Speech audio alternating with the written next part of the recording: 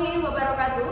Perkenalkan, kami dari kelompok 6. Di sini kami akan mempresentasikan materi kami mengenai MC dan juga laporan kegiatan. Saya Fitri Rahmadani, nomor urut 13, dan rekan saya Alwin Katika Putri dari absen 5. Saya Desa Anggraini dari absen 28. Saya Erlina Putri Mawardani dari absen 11. Baik, sebelumnya perkenalkan saya Fitri Rahmadani dari nomor absen 13. Di sini saya akan menjelaskan materi mengenai MC. MC sendiri adalah seseorang yang bertugas memimpin atau memandu jalannya suatu acara dan juga memastikan acara tersebut berjalan sesuai rencana, menjaga suasana, dan juga memastikan bahwa audiens yang ada di acara tersebut nyaman. Kemudian tugas utama seorang MC meliputi yang pertama membuka dan menutup acara, kemudian menyusun alur acara, dan juga memperkenalkan pembicara atau penampil yang akan mengisi acara, kemudian membangun suasana dan juga mengatur waktu. Kemudian next, tugas utama seorang MC dapat dijelaskan dengan istilah tim. Tim sendiri yang pertama ada timing, kemudian interaksi, dan juga materi. Yang dimaksudkan dengan timing adalah seorang MC harus bisa mengatur waktu pada acara tersebut.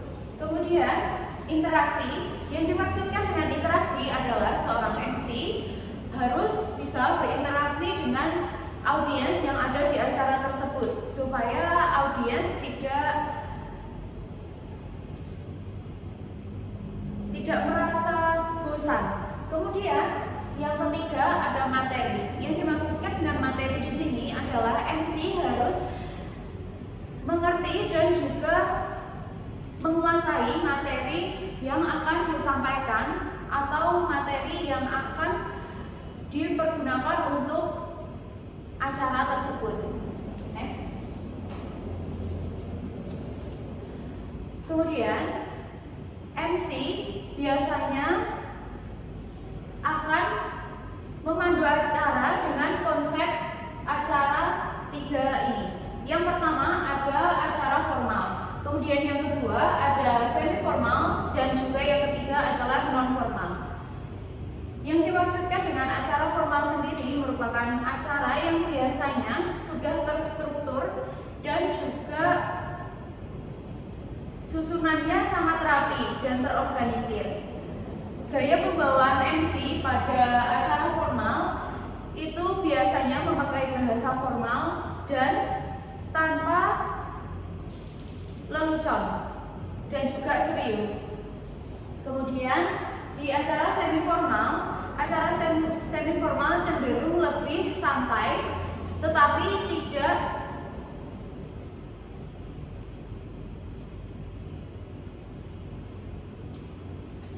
masih memiliki struktur yang rapi. Kemudian pembawaan MC pada acara semi formal itu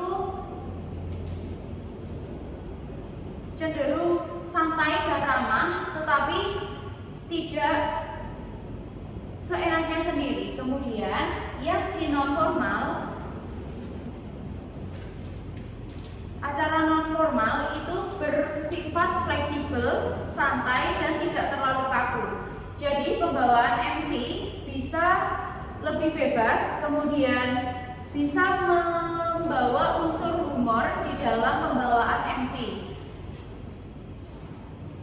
Selanjutnya ada teknik dasar public speaking. Nah, mengapa public speaking penting untuk MC? Karena hal terpenting bagi MC adalah kemampuan untuk public speaking. Di sini ada teknik yang bisa diaplikasikan untuk berpublic speaking dengan baik. Yang pertama ada jenis suara. Mengapa jenis suara penting? Karena memahami jenis suara adalah kunci bagi MC untuk membangun suasana. Kemudian yang kedua ada berbicara dengan pernafasan diafragma. Mengapa pernafasan dengan diafragma itu penting? penting karena dengan melakukan pernafasan menggunakan diafragma, MC akan lebih bisa untuk menyampaikan dan berbicara dengan stabil. Kemudian yang ketiga ada power dan nada. Mengapa power dan nada itu diperlukan? Power sendiri merupakan kekuatan dan nada perlu diatur supaya yang audiens yang mendengarkan itu tidak merasa ngantuk apabila nada yang digunakan oleh MC itu terlalu rendah. Kemudian ada kecepatan. Kecepatan yang dimaksudkan adalah kecepatan berbicara oleh MC. Mengapa kecepatan itu penting? Karena ketika MC berbicara terlalu cepat ataupun terlalu lambat, itu pasti akan memberikan kesan yang buruk dari audiens. Kemudian ada pelafalan. Pelafalan yang jelas akan membuat audiens lebih mudah mengerti apa yang dikatakan oleh MC. Kemudian ada intonasi dan kemudian juga ekspresi. Intonasi dan ekspresi ini juga penting seperti halnya dengan nada dan power, karena intonasi dan ekspresi akan menggambarkan apa yang sedang dijelaskan oleh MC. Kemudian gesture penting karena ini juga bisa membantu untuk menggambarkan dan juga mengekspresikan dan lebih membuat audiens itu memahami apa yang disampaikan oleh MC. Kemudian kontak mata. Kontak mata sendiri sangat penting dari MC kepada audiens karena lebih bisa membuat audiens itu yakin dan juga audiens bisa lebih mempercayai MC yang sedang berbicara. Kemudian komunikatif dan interaktif. Seorang MC itu harus mampu untuk berinteraksi dengan audiens dan juga menciptakan suasana yang nyaman dan juga akrab. Next. Ini merupakan contoh dari gesture yang benar. Untuk gesture disarankan tidak melebihi dari kotak seperti yang dicontohkan di sini. Jadi MC hanya perlu menggerakkan atau menunjukkan gesture yang secukupnya. Next. Dan ini merupakan contoh gesture untuk lingkup audiens yang besar. Jadi kita perlu untuk melakukan gerakan gesture yang lebih bisa dilihat oleh audiens. Selanjutnya akan dijelaskan oleh rekan saya. Sebelumnya perkenalkan, saya Aulia Kartika Putri dari nomor absen 5.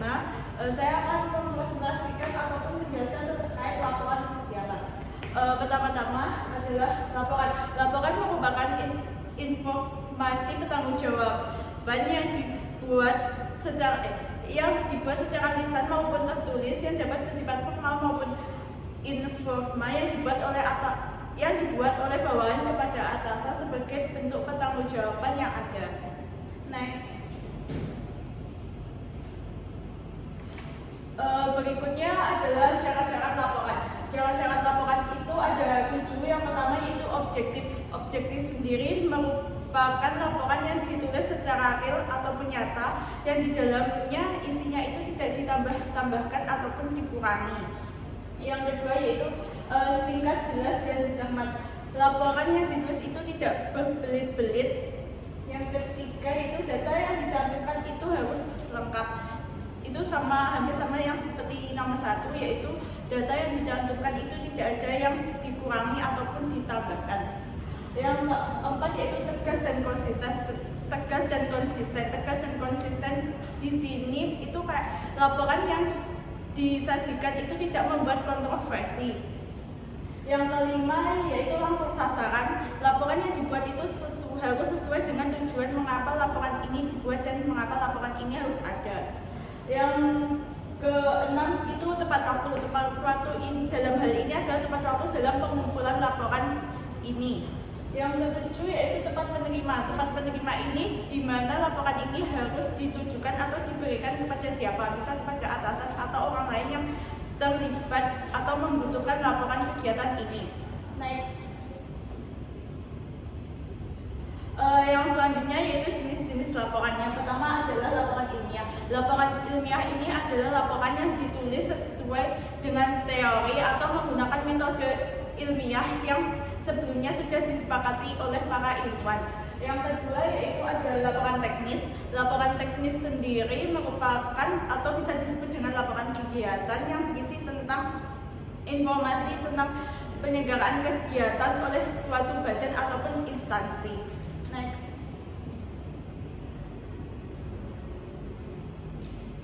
Yang berikutnya yaitu ada bentuk-bentuk laporan. Yang pertama yaitu berbentuk formulir. Nah, laporan yang berbentuk formulir ini biasanya atau identik dengan di dalamnya itu berisi kolom-kolom di mana kita akan mengisi kolom-kolom tersebut untuk mengetahui informasi ataupun data yang kita butuhkan.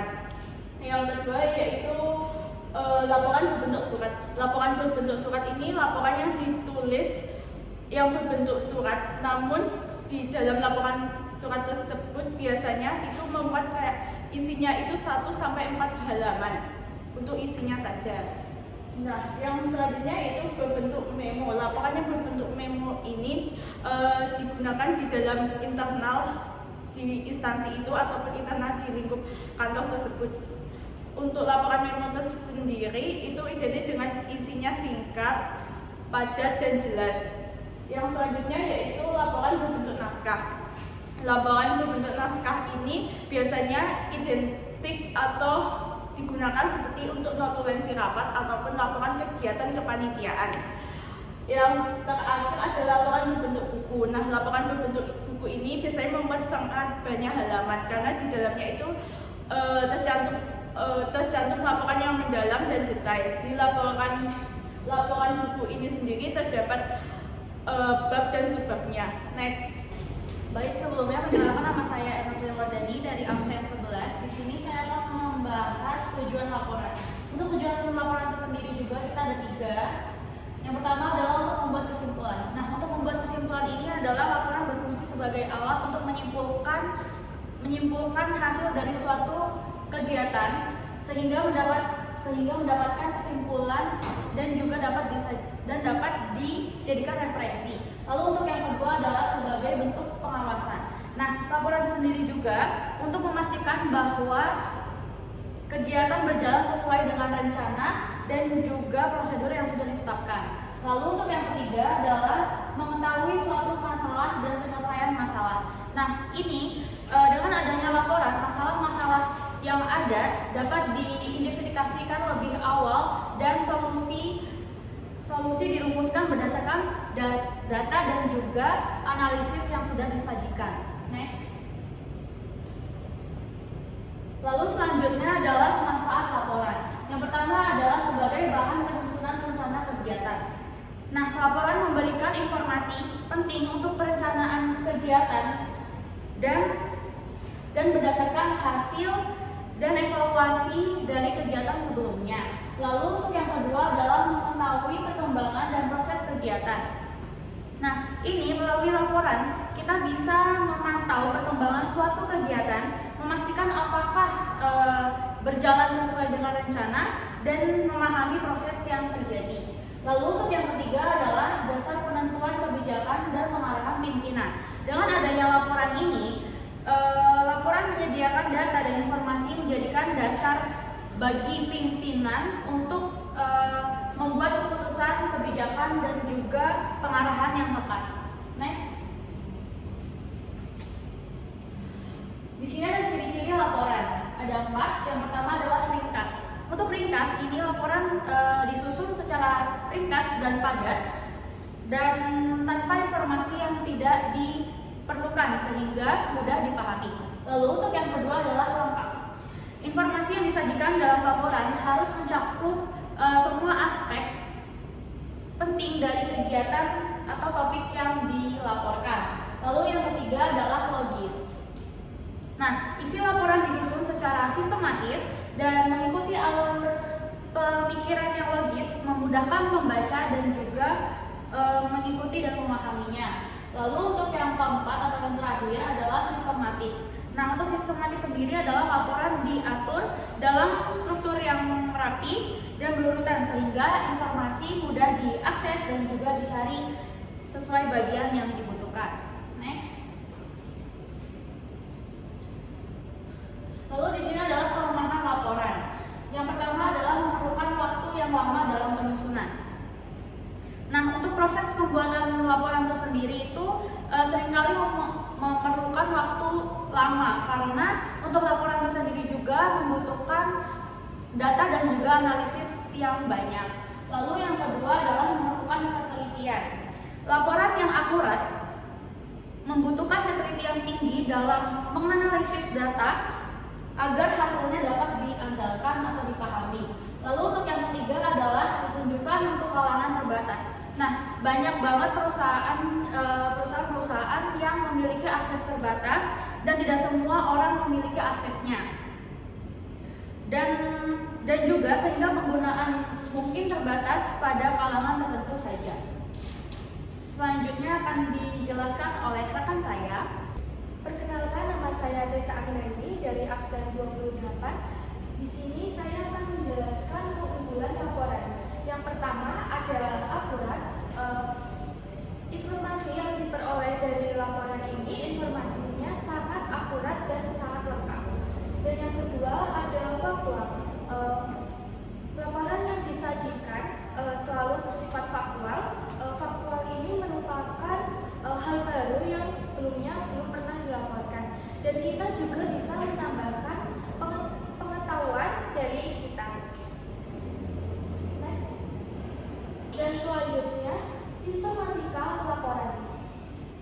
Laporan yang harus dapat menjawab semua pertanyaan mengenai apa, mengapa, siapa, di mana, kapan, dan bagaimana. Urutan isi laporan sebaiknya diatur sehingga penerima laporan itu mudah memahaminya. Next. Urutan isi laporan. Yang pertama ada pendahuluan.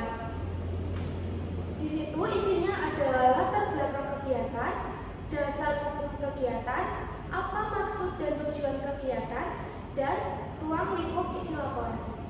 Next. Urutan isi laporan, yaitu ada isi laporan. Yang pertama ada jenis kegiatan, tempat dan waktu kegiatan, petugas kegiatan, persiapan dan rencana kegiatan, peserta kegiatan, pelaksanaan kegiatan, kesulitan, hambatan, dan hasil kegiatan, dan terakhir adalah kesimpulan dan saran. Next. Urutan isi laporan, yaitu ada penutup. Ditulis ucapan terima kasih kepada yang membantu penyelenggaraan kegiatan dan permintaan maaf bila ada kekurangan. Dan juga apa maksud laporan ini dibuat, dan terakhir terdapat lampiran yang mendukung laporan. Baik, itu tadi pemaparan materi dari kelompok 6. Bila ada kurang lebihnya mohon disampaikan, dan bila ada pertanyaan silakan disampaikan di pertemuan kelas selanjutnya. Terima kasih. Wassalamualaikum warahmatullahi wabarakatuh.